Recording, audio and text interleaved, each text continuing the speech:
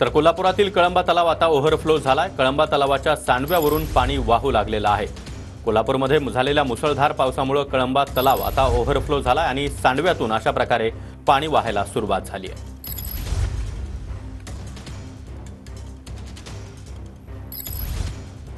तर ही दोन्ही दृश्य आपण पाहतो आहोत। पंचगंगा नदी सध्या धोक्याच्या पातळीपासून अवघी 1 फूट दूर आहे। 42 फुटावर सध्या पंचगंगा नदीची पाणी पातळी आहे। तर दुसरीकडे आपण पाहतोय कळंबा तलाव ओव्हरफ्लो झालाय आणि सांडव्यामधून या ठिकाणी पाणी वाहायला सुरुवात झालेली आहे। कोल्हापूर नागरिक या ठिकाणी या पाण्याचा आनंद घेताना दिसतात आणि या संदर्भात माहिती देण्यासाठी आमचे प्रतिनिधी भूषण पाटील आपल्यासोबत आहेत। भूषण, आपण पाहतोय की एकीकडे पंचगंगा धोका पातळीपासून अवघा 1 फूट दूर आहे, तर दुसरीकडे कळंबा तलाव देखील ओव्हरफ्लो झाला।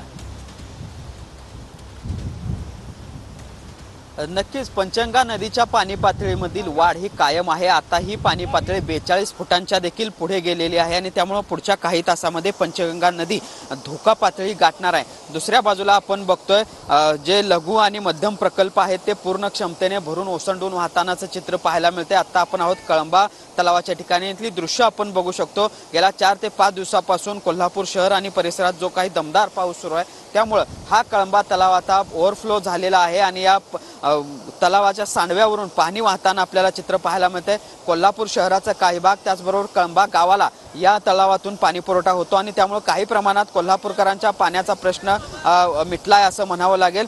तर दुसरीकडे आपण बघतोय जिल्ह्याच्या धरण क्षेत्रात अजूनही पावसाचा जोर कायम आहे आणि त्यामुळे पंचगंगा नदीच्या पाणी पातळीमधील वाढ देखील कायम आहे। आता पाणी पातळी 42 फुटांच्या देखील पुढे गेलेली आहे आणि त्यामुळे एकूणच या सगळ्याच्या पार्श्वभूमीवर आता अनेक रस्ते देखील प्रभावित व्हायला सुरुवात झालेली आहे। कोल्हापूर रत्नागिरी हा जो राज्यमार्ग आहे तो कालच बंद करण्यात आलेला होता। त्याचबरोबर कसबा बावडा शे हा जो एक महत्त्वाचा मार्ग आहे तो देखील आता बंद झालेला आहे आणि त्यामुळे आता रस्ते प्रभावित व्हायला सुरुवात झाली आहे। नदीकाठच्या गावातील काही लोकांनी काल स्थलांतराला सुरुवात केलेली आहे। आता आज दुपारनंतर आणखी काही लोक जे आहेत ते स्थलांतर करण्याची शक्यता आहे। नक्कीच भूषण, त्यामुळे कोल्हापूरकर नागरिकांनी काळजी घेणं गरजेचं आहे। धन्यवाद तुम्ही दिलेल्या या माहितीसाठी।